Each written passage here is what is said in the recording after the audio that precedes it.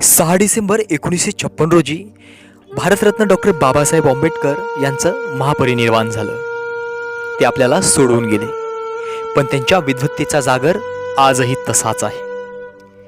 या जगामध्ये जेवढी अर्थतज्ञ झाली त्या सर्व अर्थतज्ञांना एका अर्थतज्ञाचा अभ्यास केल्याशिवाय पुढे जाताच येत नाही, असा तो सर्वात मोठा आणि महान अर्थतज्ञ म्हणजे भारतरत्न डॉक्टर बाबासाहेब आंबेडकर। त्या समुद्र किनाऱ्यावर बाबासाहेबांना अग्नी देण्यात आली। त्या दिवशी त्या समुद्र किनाऱ्यावर फक्त त्यांची चिता जळत नव्हती, तर त्यात कोट्यवधी शोषितांचा आवाज जळत होता। त्यात फक्त चंदनाचे लाकड जळत नव्हते, तर त्यात चंदना समान झिजणारा बाबासाहेबांचा देह जळत होता। म्हणूनच आज केवळ भारतातच नव्हे तर जगभरात या महामानवाने आपल्या आयुष्यात केलेल्या कार्याचा आणि लिहून ठेवलेल्या ज्ञानाच्या भंडाराचा आधार घेतला जातो। देशाच्या एकूणच जडणघडणीवर नजर टाकता या महामानवाच्या नावाला टाळून पुढे जाणे अशक्यच आहे। जगभ्रमंती, वाचन आणि व्यासंग यांचा प्रचंड मोठा आवाका, समाज व्यवस्थेची पक्की जाण आणि त्यातील बदलांचे पक्के आणि निर्णायक उपाय या सर्वांचे एकत्रित मिश्रण म्हणजेच डॉक्टर बाबासाहेब आंबेडकर।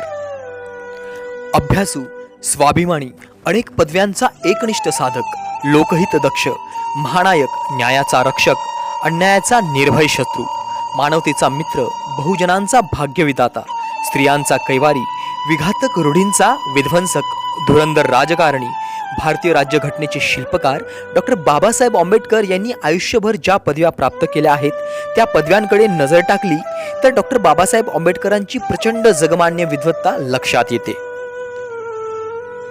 त्यांनी आपले उच्च शिक्षण मुंबई विद्यापीठ, कोलंबिया विद्यापीठ, London school of economics and political science आणि ग्रेझ इन या संस्थेमधून घेतले।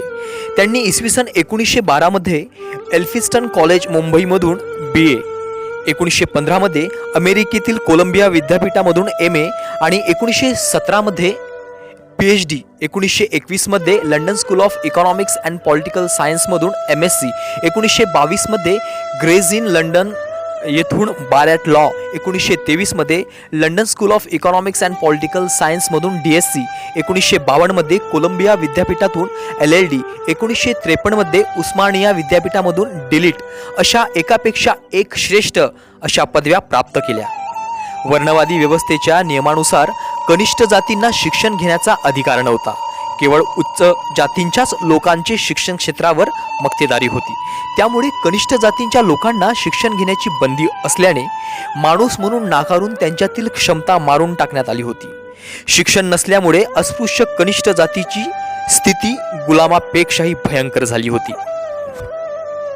म्हणूनच डॉक्टर बाबासाहेब आंबेडकर 6 मे 1929 साली दिलेल्या भाषणात स्पष्ट करतात की प्राथमिक शिक्षणाचे सार्वत्रिकरण हा राष्ट्राच्या प्रगतीचा पाया आहे। त्यामुळे बाबासाहेबांनी भारतीय संविधानाच्या अनुच्छेद 21A आणि अनुच्छेद 45 नुसार 6 ते 14 वर्ष वयोगटातील प्रत्येक मुलामुलींना प्राथमिक शिक्षण मोफत आणि सक्तीचे करण्याची तरतूद केली होती।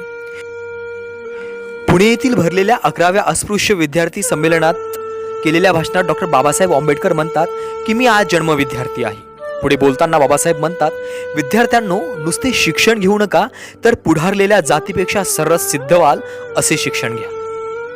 म्हणूनच डॉक्टर बाबासाहेब आंबेडकर यांचे प्रचंड ज्ञान, त्यांचे वाचन, चिंतन, लेखन आणि वक्तृत्वामधील विविधांगी व्यासंग बघितल्यावर त्यांच्या तोडीचा असा चौफेर बुद्धिमान माणूस शोधून सापडणार नाही।